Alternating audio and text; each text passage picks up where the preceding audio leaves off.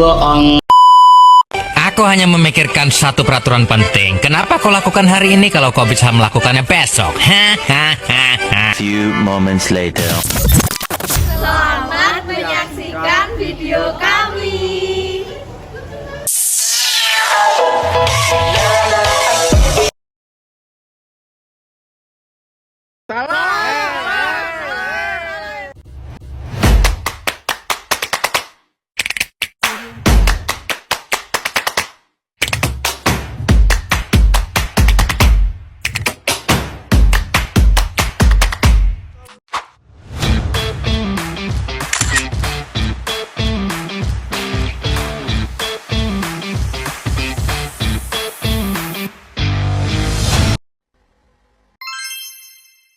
Pengertian globalisasi menurut para ahli. Yang pertama, Lodz 1991 dalam Winarno 2004 halaman 38 sampai 50. Globalisasi adalah suatu proses yang menempatkan masyarakat dunia bisa menjangkau satu dengan yang lain atau saling terhubungkan dalam semua aspek kehidupan mereka, baik dalam budaya, ekonomi, politik, teknologi maupun lingkungan.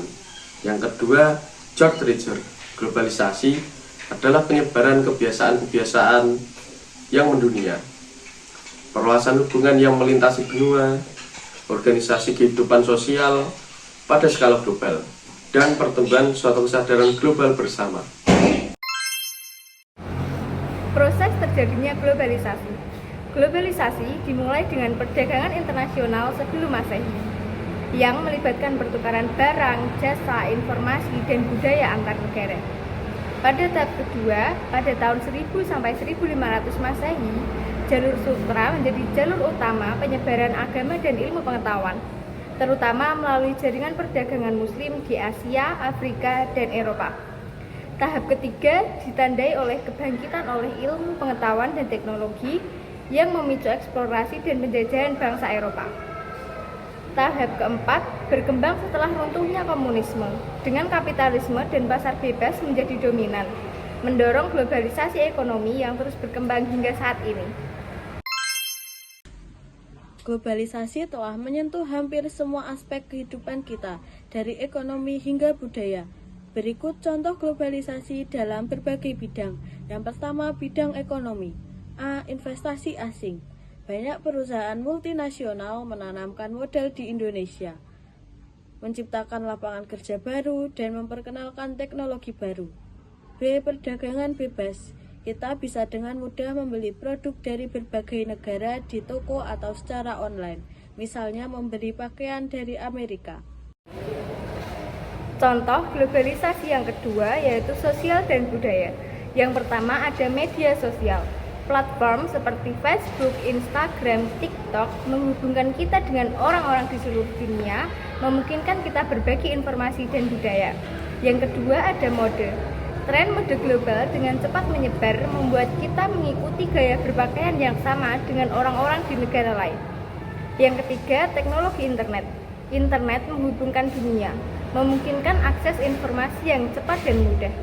Intinya, globalisasi telah mengubah cara kita hidup, bekerja, dan berinteraksi dengan orang lain. Meskipun membawa banyak manfaat, globalisasi juga memiliki tantangan seperti persaingan yang semakin ketat dan hilangnya identitas budaya. Permasalahan di era globalisasi. 1. Ketimpangan ekonomi. Salah satu dampak negatif globalisasi adalah ketimpangan ekonomi yang semakin membesar. Perdagangan internasional dan investasi asing secara langsung dapat merusak struktur ekonomi banyak negara, terutama di negara-negara berkembang. 2. Kerusakan lingkungan. Globalisasi juga memberikan dampak negatif pada lingkungan hidup akibat dari perdagangan internasional dan transportasi. Telah terjadi peningkatan emisi karbon dan polusi lingkungan. 3. Perubahan budaya. Globalisasi juga telah mengubah budaya dan nilai-nilai tradisional di berbagai negara. Banyak pengaruh budaya asing yang masuk ke dalam masyarakat lokal dan seringkali memicu konflik antara nilai-nilai tradisional dan nilai-nilai global yang baru. Solusi dari permasalahan tersebut yang pertama, ketimpangan ekonomi. dapat diatasi dengan meningkatkan akses terhadap pendidikan dan pelatihan keterampilan, serta menerapkan kebijakan pajak yang lebih progresif untuk redistribusi pendapatan. Selain itu, pemberdayaan usaha kecil dan menengah atau UMKM serta dukungan terhadap ekonomi digital dapat menciptakan lebih banyak lapangan kerja dan mengurangi kesenjangan pendapatan. Yang kedua, kerusakan lingkungan. Dengan cara transisi ke energi terbarukan, pelestarian hutan serta pengelolaan limbah dan daur ulang menjadi langkah penting untuk menjaga keberlanjutan ekosistem. Yang ketiga, perubahan budaya. Dengan melestarikan nilai budaya lokal melalui pendidikan dan teknologi, serta mempromosikan budaya lewat media sosial agar tetap relevan bagi generasi muda. Pendekatan ini membantu menjaga keseimbangan antar tradisi, modernisasi tanpa kehilangan identitas budaya. Kesimpulannya, solusi ketimpangan ekonomi memerlukan pendidikan merata dan dukungan UMKM. Untuk kerusakan lingkungan, penting dilakukan peralihan ke energi terbarukan dan pelestarian alam. Sementara itu, perubahan budaya dapat dikelola dengan menjaga nilai lokal melalui teknologi dan adaptasi yang seimbang. Pendekatan menyeluruh ini efektif dan berkelanjutan. Terima kasih sudah menyaksikan video kami. Semoga bermanfaat. Bye.